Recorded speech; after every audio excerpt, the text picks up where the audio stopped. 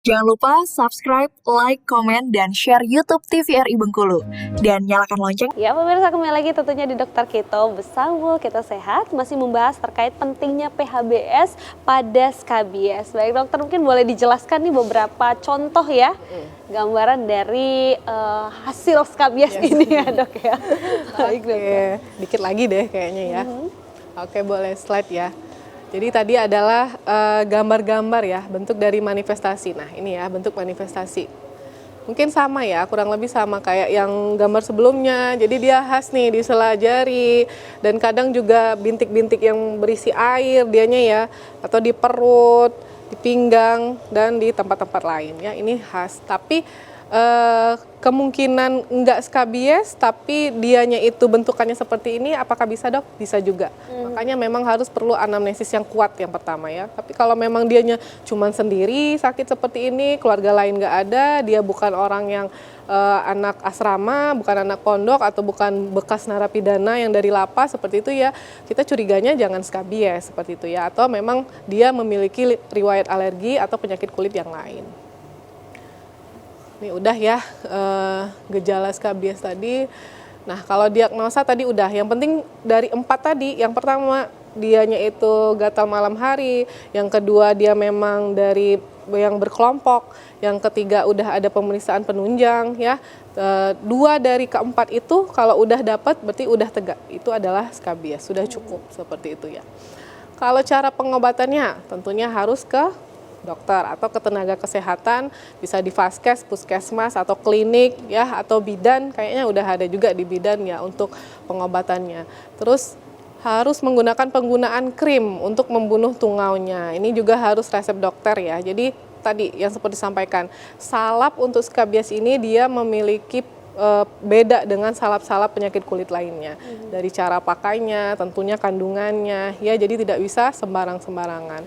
Dan pastinya akan diberikan obat-obat penunjang lainnya sesuai dengan keluhan. Kalau emang gatal, kita pasti akan memberikan obat-obat sejenis antihistamin ya.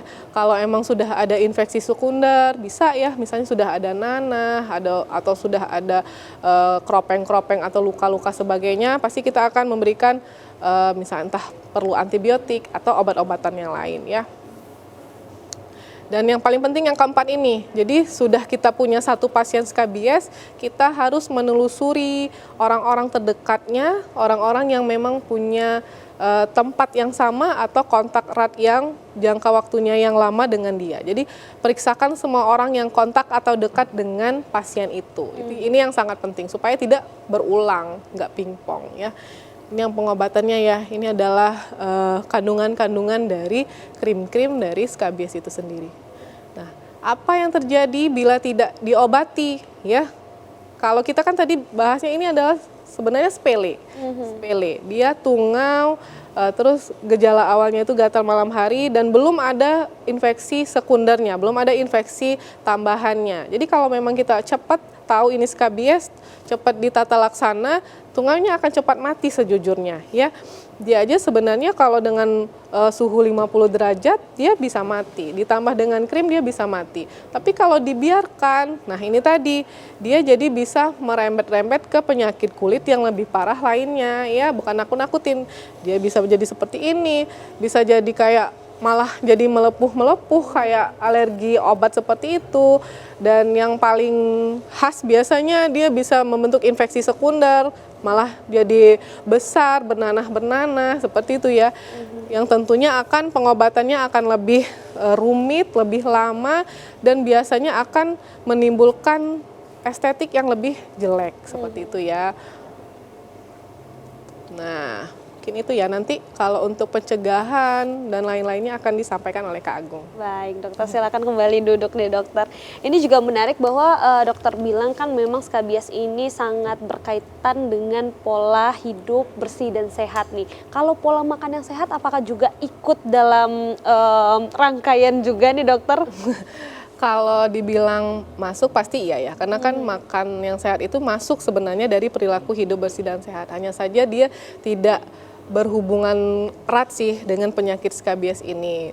Tapi dia berhubungan erat kalau dengan orang-orang yang memiliki penyakit sistemik lainnya. Misal ya mungkin balik-balik kita ngomong orang yang darah tinggi, orang diabetes, karena kalau orang yang diabetes dia terkena skabies ini, karena kan diabetes itu dari awal dia sudah imunokompromis ya, jadi ditambah sejenis bakteri yang masuk, dia pasti penyembuhan lukanya akan lebih lambat dibandingkan orang yang tidak diabetes. Jadi kalau dibilang makanan berhubungan erat, bisa iya bisa tidak seperti itu ya, tapi tidak konteksnya yang tidak terlalu dekat seperti itu, lebih dekat dengan dianya itu dengan apa lingkungannya yang tidak higienis seperti itu.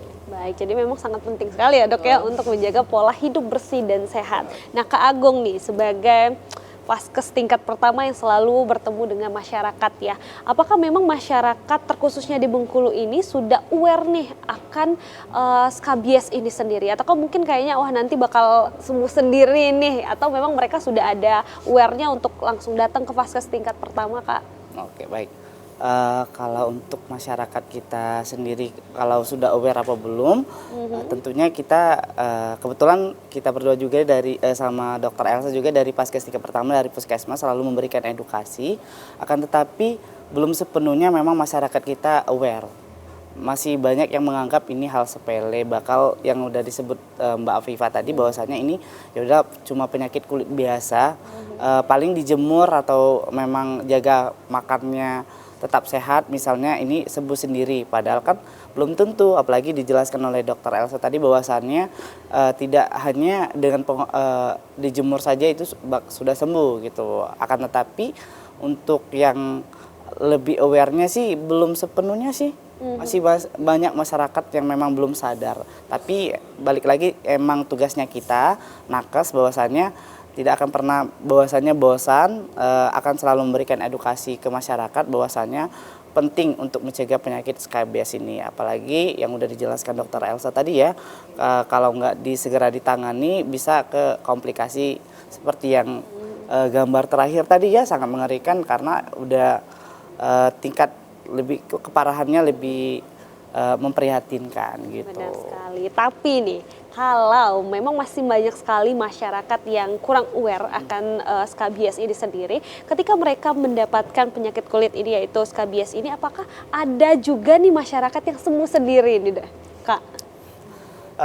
Balik lagi sih kalau untuk sembuh sendiri sebenarnya lihat tingkat keparahannya, tapi ini sebenarnya bukan demam ispa ya, salah satunya contoh misalnya demam batuk dengan imunnya kuat bakal sembuh sendiri. Kalau ini kan penyakit kulit ya, sepertinya besar kemungkinan kalau untuk sembuh sendiri itu untuk persentasenya masih kurang sih sebenarnya. Balik lagi karena kalau tidak segera diobati ini kan bisa lebih memperparah kondisi gitu.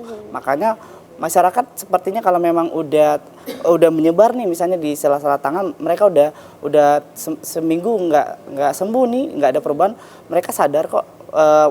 Masyarakat paling datang ke puskesmas langsung berobat, dok ini kenapa sih, mungkin langsung dijelasin kok kulit saya nggak sembuh nih, padahal udah dikasih ini obat herbal ini, udah minum ini, karena kan mereka kan pintar sendiri kan masyarakat kita kan, bukan pintar, karena mereka belum konsul ke dokter, mereka searching dulu ke media sosial gitu. Benar ya kan sekali. Ini sakit apa sih gitu.